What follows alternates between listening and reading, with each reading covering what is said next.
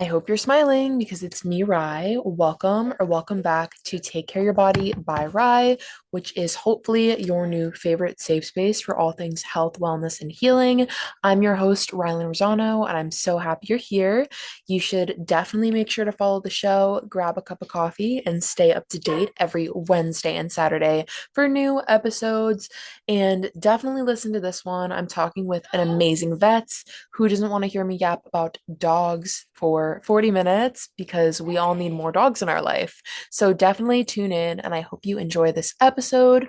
Make sure you follow me on Instagram for personal and author life at Rylan, RYLINROSEE, for all things health, wellness, and podcast updates. Check out Take Care by RY. And also make sure you check out my book, Once Upon a Time I Survived Myself, on Amazon. Hopefully, it will feel like a huge hug for you. And if you're not much into reading, but still want to heal and check out my work, I have a workbook out. It's called Not Yet Healed or Ready, the Take Care Workbook. And I'm here to support you on your healing journey. Again, I hope you enjoyed this episode and make sure you take care of yourself.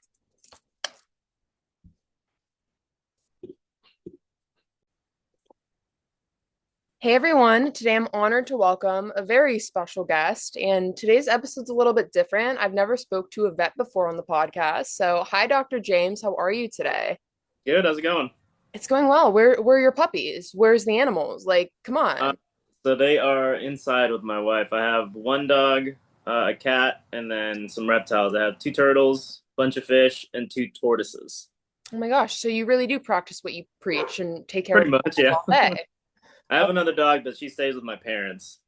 Oh, I dogs love are the living with them. best, like better than people. Is that why you wanted to be a vet? Like, what inspired you to become a vet?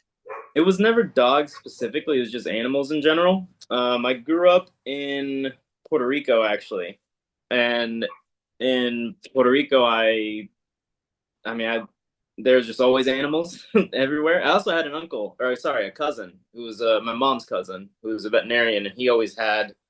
I mean, he had snakes, and he actually had like a pet tigress, and a lioness, like in his back in a cage, like a big cage in his backyard. But he had all these crazy animals, and I always felt the kinship, I guess is the best way to say it. I know that's actually a line from Ace Ventura, but I remember him saying that. I was like, oh yeah, I think I do have that. Oh, that is so amazing though, because it really like goes to show you with everything you do, like if you don't love what you do, then why are you going to do that for a living? And I think when you love your job, it doesn't even feel like work. Yeah, I mean it's pretty great. I mean it's what I wanted to do since I was 4 or 5 years old. I knew I wanted to work with animals, and then my grandfather was a doctor for people, and I was like, well, that's gross. Right. People, ew, no. Yeah, yeah, No I don't like thanks. that. They Love talk people, back. just don't not their medicine. Right. Uh, and I thought my cousin was the coolest person because he's a veterinarian. I was like, oh, I'll do that. Here you are. Yeah, here I am. I guess you Yeah, did it. yeah. It feels pretty cool to look back and be like, especially on days when it gets rough, you're like, all right, remember, this is what you wanted to do since you were a kid. You got to make younger you proud always. Yeah, that's a good way of putting it for sure. Yeah, no. Absolutely. So, what does like a day to day look like? I feel like a lot of people view vets from the perspective of, oh, my dog's sick, my cat's sick, I'm going to go in and then go live my life after I leave that room. But we don't often Mhm. think about like what you guys do when we leave that room. Yeah, that's fair. So it depends. There's a lot. I'm a general practitioner, meaning I do mostly preventative care, meaning checkups and vaccinations. I do see, patients that are not doing well, depending on how much we have to schedule for that accordingly. We do see very few on like a real emergency basis, which they come in. If it's something I can handle, I stabilize them, and either I handle them there, or if it's got to be referred out, I send out. But we usually have I work from 9 until 7, 5 days a week. Actually, 9 to 7, 4 days a week, 9 to 6 on Saturdays. Wow. Uh, but pretty much back to back appointments, 10, 15 to 30 minutes, depending if they are healthy, sick, or a new patient, like establishing care. And uh, most of the time, it's even if they're healthy, it's like, oh, by the way, he's been scratching for a month. So Aw. there's a lot of that, and having to balance, two rooms at once, and three rooms that came in for vaccines, but now they also have an ear infection or a skin infection, and they've been coughing and stuff like that, or gained 10 pounds. So it's definitely a balancing act. Absolutely, it's tends to be pretty fast paced. I mean, I don't. We're no ER. The ER is way busier, and I've worked in ER, and that was not for me at all. Uh, but yeah, general practice, you do see a lot more healthy animals, but I'd say it's probably half and half healthy and what you would call not healthy, even if it's just a ear infection or skin infection, etc.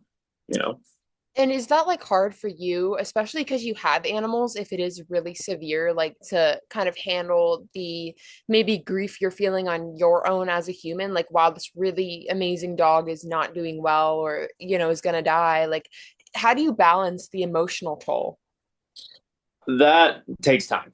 Yeah, I mean, it's just being in it for such a long time that you kind of get used to it, and it does become routine, right? You do see, and instead of going through the oh my god, how are they going to tell their kids this, et cetera, and so forth, if it's a real tragic thing, you go, okay, you think about the case, right? Right. This is what we do next. This are the options for treatment. How do we want to proceed?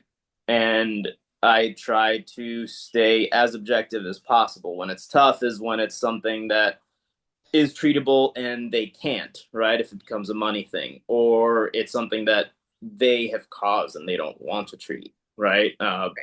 And it's not always like it's not always on purpose, right? That's the tough part too. That people go, "Oh my god, did I do this to my dog?" And it's like, yeah, I know you didn't mean to, but yes.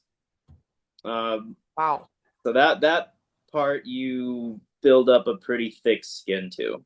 Another reason why I couldn't do ER, but as far as I feel like the biggest question I always get is when I'm having to put animals to sleep. People always go, this is the toughest part of your job, right? And that is it's a double-edged sword because sometimes it is, but other times it's like this, and they're 16 years old and they've had an awesome life and they're suffering now, right?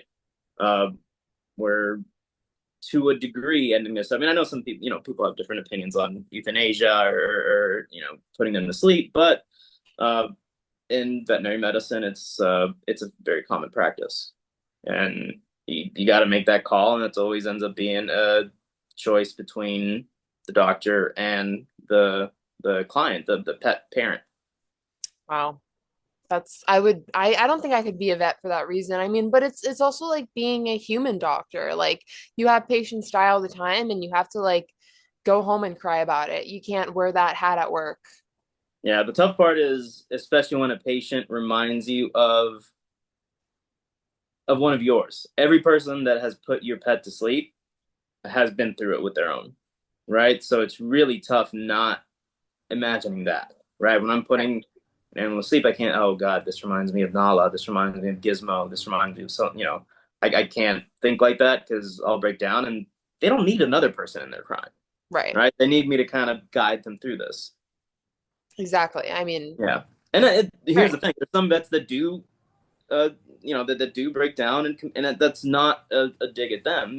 That's just how some people are, and some people would prefer to have somebody else doing that. I mean, that's a different approach, Def not a wrong one.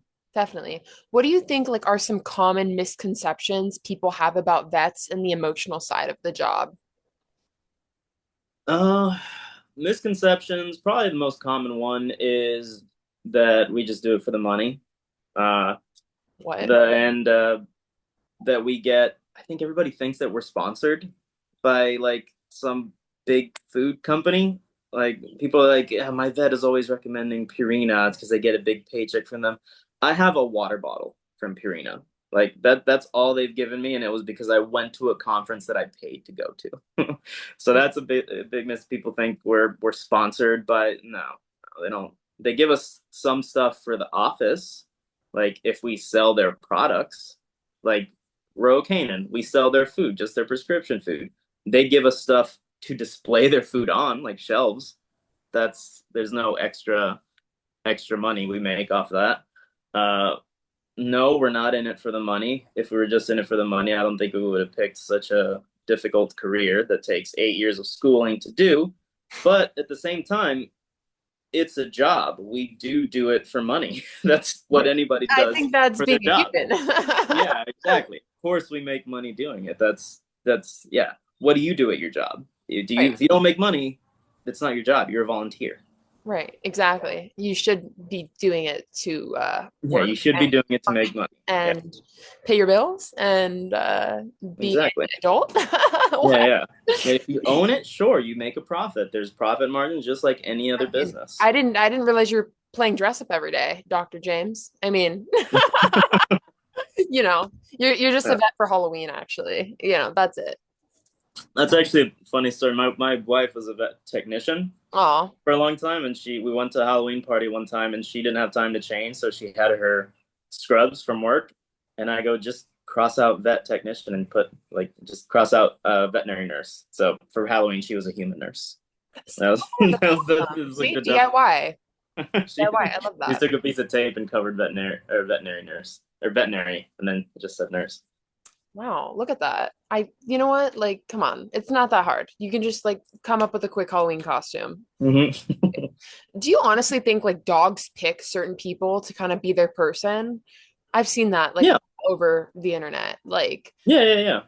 for my dogs, it's my mom. It's so funny because like my one puppy, Pixar, she's like 10 months. She has really bad anxiety. And my mom is like she'll like hop on my mom during storms and we'll be like, let's go. Like it's thundering. Like let's go somewhere safe. And it's so funny. But it's like the other dogs are like that too with my mom. So it makes me wonder, like, is that just something that happens? They pick their one person and that's it?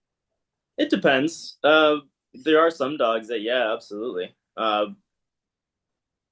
guess in a like if shelter setting or they find a dog that runs away and comes up to a car or a person or house in that sense. Somebody that buys a dog, that's a little different. You feel a connection, but I guess they do pick a person like in the home too. I had a first dog I had when I moved to Florida was a little Cairn Terrier, Aw. and I love this little dog. And my dad was his person, right? Anytime like my dad would come home, he would lose it. Uh, but yeah, that uh, depends on the circumstances. They either pick a person, their favorite person in the household, or sometimes, I've had so many people be like, I was at the shelter and this is the only dog that wasn't barking and was staring at me. This one, with cats too. That happened with my wife. She got our cat Annabelle before we had met, and she went to the shelter, and she was the only person that Annabelle would play with as a Aw. kitten. At least that's what they told the text told her. I don't know if they were just trying to get her to get a cat, but she was super playful with her. They told her, yeah, she hasn't been like that with anybody else. Like she was actually like putting her paw out and playing with her. So I think cats and dogs. That is so beautiful though, because it's like you see something in them and they see something in you, and then it's like. Mm-hmm. I think they see more in us personally. I agree. Yeah, because we just see, well, not always, but sometimes we just see like a cute dog or a cute cat or a cute Right. whatever pet you get. But I don't know. I think dogs sense vibes a little better than we do, I agree. depending on the person, right? My aunt is one of those gurus that she can like, yeah, she can tell someone's aura from across the room. Uh, I don't have that gift, but I think more dogs have that than people. I agree. I agree. Do you think animals can like sense when they're being helped or loved in moments of pain? Or I don't know. I've always wondered that. Some can, some can. Uh, Dogs more so than cats, but it's it depends on on the patient, and it depends on what's going on with them, right? So, kind of like old dogs tend to get cognitive dysfunction, like dementia. That gets very sad because some of the people they don't know what's going on, right? We're trying to help them and they're lost. They lose sense of self. So in that sense, no, but there are you do see dogs and cats that when they're feeling sick, they're so much calmer when they come into the vet. With dogs that are usually super stressed out, they come in and they're like, "Oh, okay, please, just yeah, give me the drugs." Right. No, literally. And I think it's interesting because like some dogs don't like pain meds. I've noticed that. Like not any of my dogs, but like I'm into researching and I've like read that Hmm. like some dogs just don't like to take medication, which I think is so weird. No, no, I have one of those too. You have to trick them into well, because they know that there's something in there that's not their food. And you do see it more in certain breeds that are like, no, no, no, no, you're up to something. They're too smart for their own good. They know there's something in there that they don't usually take, but they don't know that it's good for them. Now, I have heard some people report kind of like they realize they feel better after a certain treat, right? So some dogs get accustomed to that. Interesting. That I feel like is less common than dogs that don't want to take pills. But I think it's more a taste thing because they bite into a pill once, and when you bite into a tablet or a capsule, it's bitter. Right. So they're like, ah, that's disgusting. They're like, ew. Are Yeah, you like exactly. into making your own dog cookies and treats and stuff or no? Ah, no, I'm too lazy for that. I do know people that are. My cousin's actually now wife, they just got married on Saturday. Oh, She does stuff like that. Like for her dog's birthdays, she makes like big birthday cakes and stuff like that. Like she looks up dog recipes and makes that, and she oh. threw a whole birthday party for her dogs and invited everybody. I admire people like that. I can't. I don't have the patience. I don't even make cakes and stuff and cookies for myself. So You don't have time either, I'm sure. Like you work a it's lot of yeah, it's hours, it's right? tough. Maybe when I'm older, if I can get my kids into it, I would love that. But they're still 4 and 1, well, 1.5. They're babies. Oh my God. Yeah, yeah. So they have like play cooking sets, right? They'll get burned on the real stuff. Well, I mean, that's how I started. I started playing with that stuff and then I got into Yeah. cooking. So, we might be manifesting something here. That'd be great. My niece is into it. My niece is now 16 and same thing. She started with stuff like that. And I mean she asked for like specific she asked for like a decorating tray for cakes for her yeah, for her 15th birthday. Oh, see? Make her Yeah. make some dog cookies and stuff. They actually got a dog a couple of years ago, so they probably would. Yeah. I mean, there's nothing wrong with like the packaged stuff. I feel like people like, I don't know, I'm into nutrition and I'm studying it. I think like everyone thinks like, oh, if it's not homemade, it's unhealthy, it's bad for you. But Yeah. no, I, There's a whole thing about I think just because in for humans there has been a lot of I don't want to say demonizing because there is a lot of bad like fillers and stuff like that, but it right. the like processed stuff has been demonized. I mean, And one cookie's not going to kill you guys. Like what? yeah. I mean, it depends. There are if your dog has a specific sensitivity, Right. or cat for that matter, but dogs are much better with treats. Um, they have a specific sensitivity that yeah, absolutely. You can make some home cooked stuff. Like dogs do have like food allergies and food sensitivities and inflammatory bowel disease that you got to be really careful with what you give them. And sometimes processed foods have some fillers that don't agree with them. Um, but usually dog food is processed in the same way that astronaut food is, right? It's like dehydrated stuff made to last on a shelf Right. for a little bit. So I usually just do. So actually, my dog is on a daily pill. She's on thyroid medication. So I get just the Greenies pill pockets, and she loves those. Yeah, I give her a full one every day, and she goes crazy for it. Job's done. Yeah, exactly. I mean, let's talk about dog food now that we're on that. Like, how do you know if a dog food's good for your dog and like where to look, what to look at and like where to look for specific food if your dog does have one of these sensitivities? So the sensitivities is a tougher thing. As far as like a good dog food, I generally just look on the back of the bag of dog food. If it has an AFCO label, that's basically the organization that sets the nutritional requirements for dog foods. Mhm. As long as it has that label, I'm comfortable with it. Another thing that's kind of newer that I try to avoid is grain-free diets for long term. Uh, Grain limited or grain-free diets have been implicated in heart disease for dogs. The food sensitivity part just depends on the specific dog. Um, There are prescription diets that are made for dogs with food sensitivities. If they have like an inflammatory process, sometimes they also just need to be on a medication. But some dogs can be managed on just diet, which either low fat or a specific protein or a hydrolyzed protein, right? That Right. tends to do really well for them. But yeah, it's totally patient dependent. Some people that do opt to make home cooked diets, more power to you. Just know it is very difficult to get them balanced. I usually just recommend people consult with a veterinary nutritionist to do that to get that food balanced. And they can give you a couple options, stuff like that. The tough part is there's not a lot of veterinary nutritionists. The two that I know were Right. just at UF, University of Florida, Small Animal Hospital. But I mean, it's the nutrition consult to sit down with them, and then you can if you don't want to get bagged food, that would that's your prerogative. That's fine, as long as you're giving your dog a balanced food. The tough part to convince people that too is people cook their food and they go, the dog loves it. They're so excited all the time, and they seem fine, and Right. they do because it takes years for nutritional deficiencies to show up in a nutritionally deficient diet, right? Um, and yeah, there's little things that it's hard to link to diet, Right. right? So that's the tough part with that. And again, I don't want to discourage anybody from doing that. Oh, another thing I do try to discourage. Again, it depends on the dog, but raw foods have been really getting a lot of like becoming really popular. And keep in mind, most dogs probably do fine on it. I used to work in an ER, and I'd see a lot of dogs just get infections. Like I saw a dog end up in the ER for three days because they got a liver infection from the raw food. What? Uh, yeah, because it's just going to have higher bacterial load, generally speaking.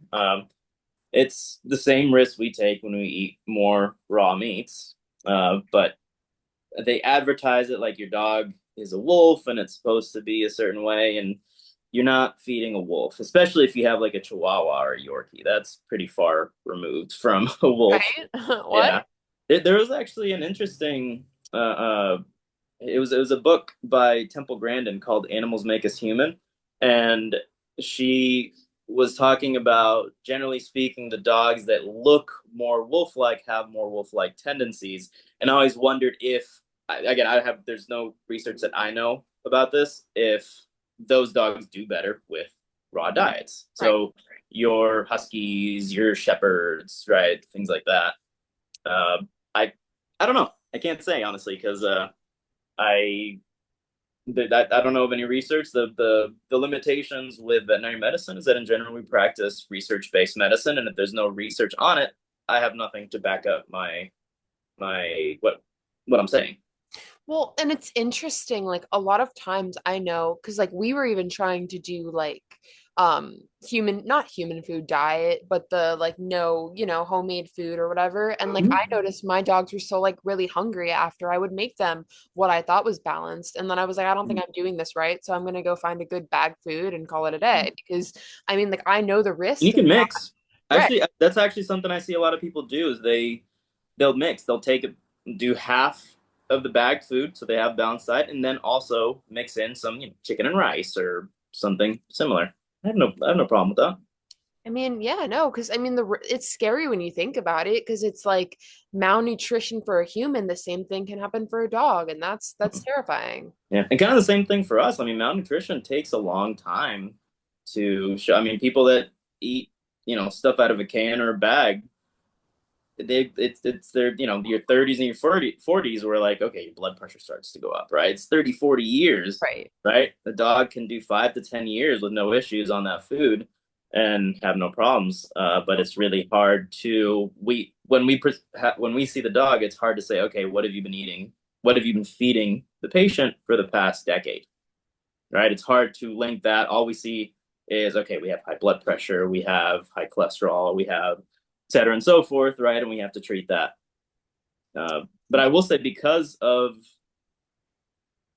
bagged food, like processed food, pre-made food, we generally don't see a lot of the nutritional deficiencies that people have. We don't see like high cholesterol, at least not dietary. Usually, don't see like stuff from like dogs have high cholesterol from diet. Usually, if they have that, they have some other metabolic disorder going on.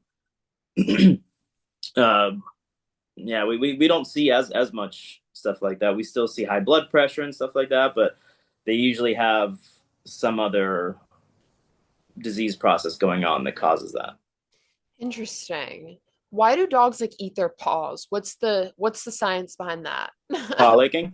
The Yeah, two main reasons, at least, well, I'm also speaking from Florida, Jacksonville, Florida. Like here, the main reason I see dogs lick their paws, allergies is the most common. Environmental allergy, or food allergy can cause that too. Yeah, allergies encompassing all kinds of allergies and anxiety. It tends to be kind of like a nervous tick, right? interesting. They'll lick the bottoms or they'll lick the tops. It depends. You know, if they pick just one paw to lick, that's usually more like an anxiety thing. Yeah, usually, not a hard and fast rule. If they're licking all of them, right, then it's usually some kind of allergy. Sometimes they'll just lick the front, sometimes they'll just lick the back, and then it also depends. You know, if they're only licking one, is it because they can't reach their back paws, right? You get some big fat dogs that can't reach their back paws, and even though they're itchy, they're not showing symptoms. But yeah, allergies and yeah, allergy and anxiety, top two things. How do you stop it? Right away, cone of shame. Yeah, if you want to just stop it until you can get them in, then yeah, cone of shame works great. They are not fond of it, but it'll stop them from hurting themselves, at least until you can get that treated. If it is, the tough part is how do you figure out, because you treat allergies and you treat anxiety different, Right. right? So if it's an anxiety related thing, you got to figure out what's making them anxious. Probably the most common thing I see is separation anxiety, right? Or dogs that are, let's say, a border collie, right? That is meant to be a working dog, but they live in an apartment and don't get any, they just get outside twice a day to go pee. That dog needs to let off some energy, right? Right. Uh, that dog has pent up and they find some outlet for it. It's almost like have you ever heard the term stereotypies? Yes. Yeah, so like in zoos, an animal that paces, like when the tiger paces back and forth right in front, or a wolf paces back in front. I've been in places where I actually worked at a place in Tallahassee where you would go into the wolf enclosure to fill their food and everything, Wow. and they only did circles around the perimeter. I would stand right in front of them, and they would walk right around you. Oh my gosh. Yeah, and they were. I mean, the keepers were aware of it, and they're trying to find things like enrichment and stuff like that. But they, there's only so much you could do. I think they're actually trying to find a new place to move them, but dogs can do the same thing. So you have to find a way to give that animal some enrichment, uh, whether that be going on longer walks or giving it a job to do, which sounds for like the collie breeds that I see that do that. If I don't suspect an allergy, I say try to get them like a herding ball or something like that. It's like a little ball that they roll around outside, right? So they can herd them. And for if it's an allergy, then we got to figure out either what they're allergic to, or we have to we just treat with an anti-itch, right? Start with something Right. simple like an antihistamine, fish oil supplement. If we need to go for something stronger, there's a lot of other stronger allergy meds. You can use topical sprays, and then from there, I always start like the basics and then move on to the bigger guns as needed. Because when you're going on to stronger and stronger meds, then you get more side effects, more price, and then more long-term monitoring, and yeah, Makes so much sense. So as we kind of like wrap this up, why do you think everyone should take care of their pets properly? it's gonna make your vet to the visit much easier, much cheaper too if they're not very, very sick. It's gonna improve the bond between you and that animal, the pet, your dog, your cat, etc. Um, I mean, the more It's the same with, I mean, with kids, right? You put more work into them and the bond gets stronger, you get more out of it. Um, yeah, I mean, if you're not going to take care of a dog or a cat, then you shouldn't get one, right? Uh, and I say that also with a grain of salt, because let's say with people who don't have a lot of money, right? Right.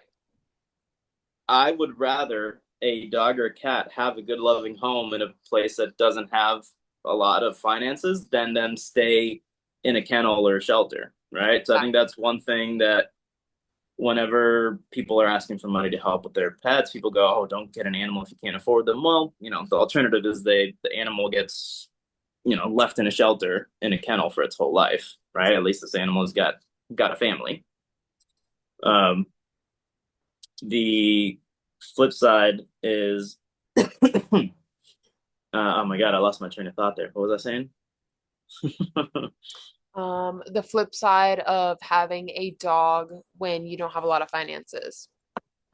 uh, is that you got to be understanding, I think, from the perspective of the veterinarian, is that I'm not trying to leave you without food, but I don't set the prices. I got to charge what I got to charge for it. Um, I will be understanding and I will help out where I can. If I feel like there's a place I can send you to that's a low cost clinic, I will send you there. But there are limitations to that. As far, what else was I saying? And I feel like people say like, "Oh, the vet's charging me so much for x-rays." And I don't think if the vet knew, like, I don't think the vet's literally sitting there like, "I'm going to charge you this much." Like, It's that's a set price. It's it's a not set your, price. It's an not industry your standard. fault, Yeah, right? yeah. I don't think people realize the machines. For example, I guess I can't speak to other places. That takes a lot of money to have. We pay a lease on the equipment, and we pay a monthly price for maintenance on it too. And he uses it takes a lot. I mean, it's thousands of bucks a month to keep equipment like that. Wow. Yeah. How do you like take care of yourself given the stressful job you have? I mean, like I'm big on that. That's what my podcast is all about, educating and self-care. Like, how do you make sure you're doing okay? Because I mean, like we mentioned earlier, your job can be really stressful. Yeah. Uh, I've tried to introduce some of the habits from my like fitness program to work, and they've everybody's really taken to it. Like I do daily affirmations, and I told them I do that, and Tiffany actually has really who referred me to you. She has taken to it, and whenever she's there, she will write a daily affirmation on the board. If she's not there, the other nurses have also taken to it. Even the ones that think it's silly will make up a joke one and put it on there, and we all play along. So it's still, everybody's on board. When it's a little slow, we do some stretches. We're doing like planks in the middle of work. More recent, again, I have been better about it because especially when you work, 50 plus hours a week, you do forget to take care of yourself. You just want to go home and take care of your mind and not so much your body. And lately we've been doing, taking longer lunch. I come home for lunch and I'll get a workout in, or I'll try to get some movement, like just spend some time in the sunlight, right? Try to go spend 5-10 minutes in the sun. Um, Making sure I prep food beforehand because otherwise we're getting takeout every day, especially when the morning runs long and you have, an hour to do two surgeries. It's very easy to just, okay, let's just get McDonald's again or, Right. It's convenient. exactly. Yeah. How So, is food that you meal prep if it's meal prepped?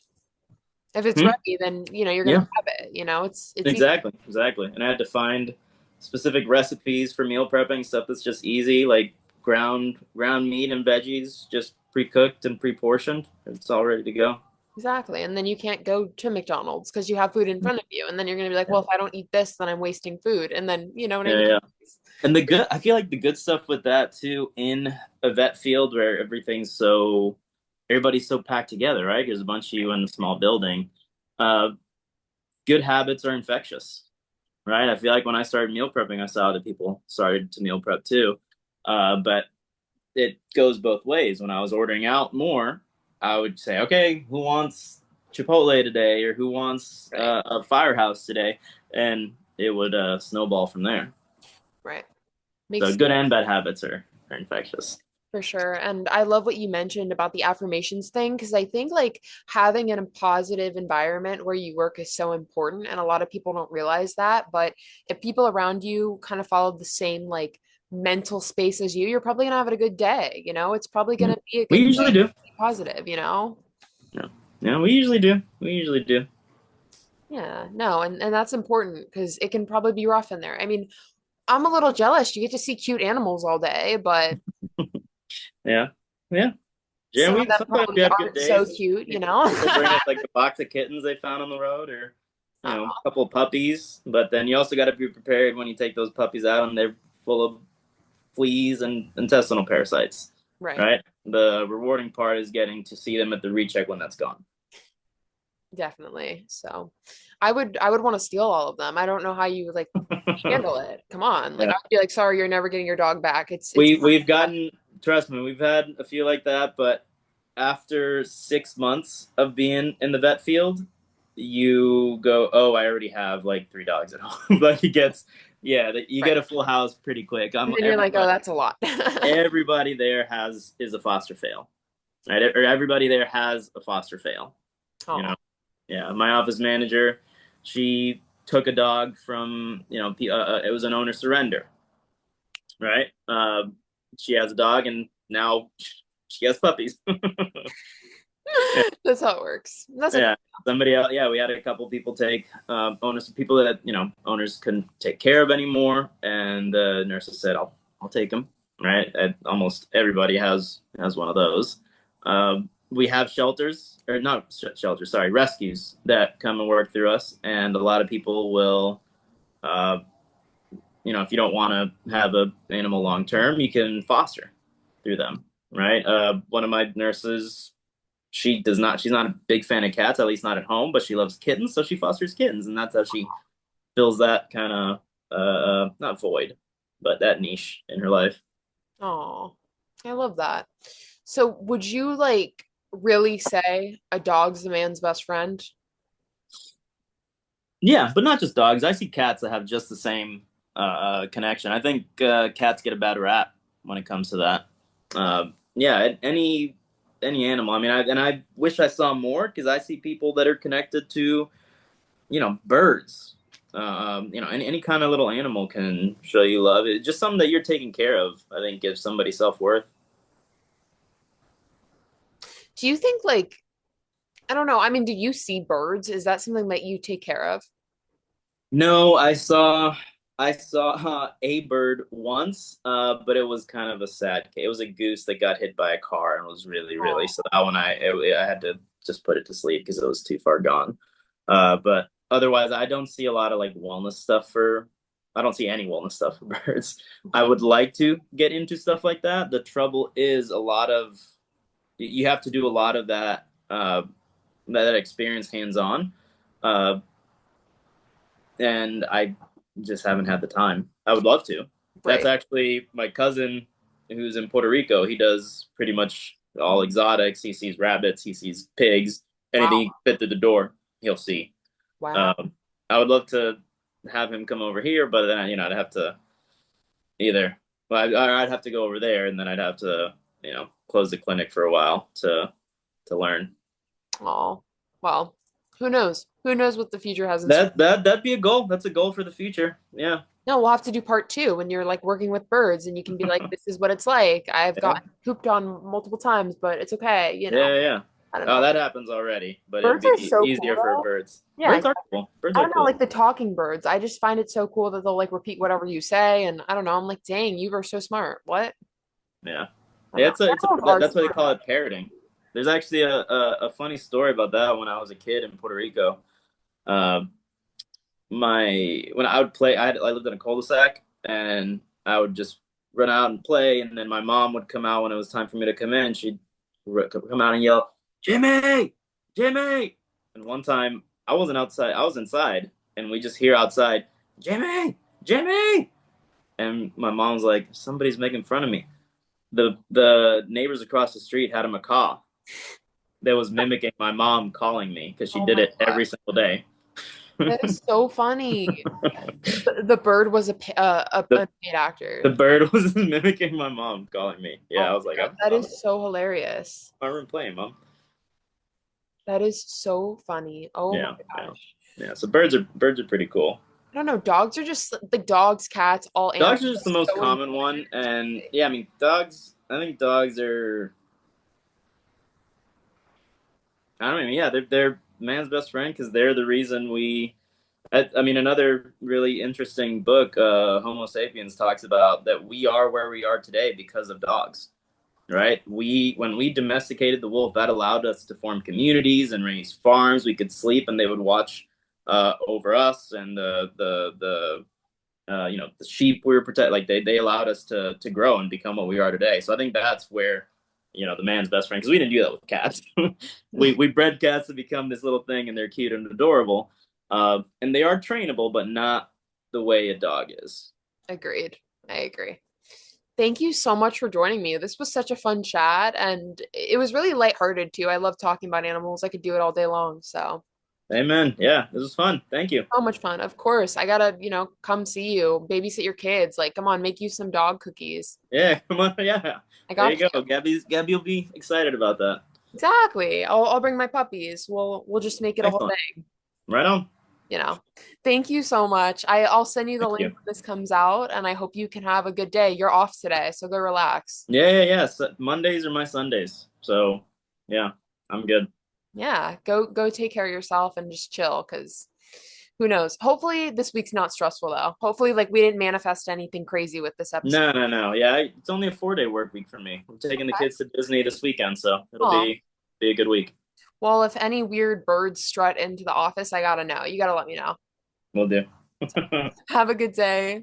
You too. Thanks again. Bye. Thank Bye. you. Bye.